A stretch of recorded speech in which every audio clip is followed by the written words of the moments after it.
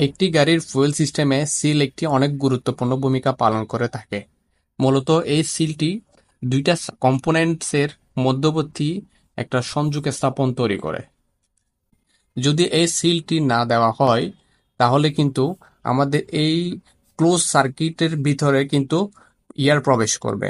যদি এয়ার উপস্থিত থাকে সেক্ষেত্রে আমাদের ফুয়েল সাপ্লাইতে বিঘ্ন ঘটাবে।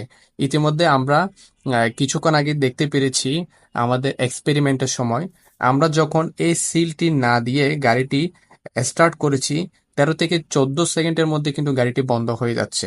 মূলত ওখানে ঘটেছিল আমাদের এই গাড়িতে বারবার কিন্তু এয়ার লক হচ্ছে, কারণ এই সিলটি না দেওয়ার কারণে উক্ত লাইনের মধ্যে কিন্তু এয়ার প্রবেশ করছে। আমাদের অবশ্যই খেয়াল রাখতে হবে যদি কখনো এই সিলটি ত্রুটিযুক্ত হয় বা ফিল্টার পরিবর্তনের সময় যাতে প্রপারলি আমরা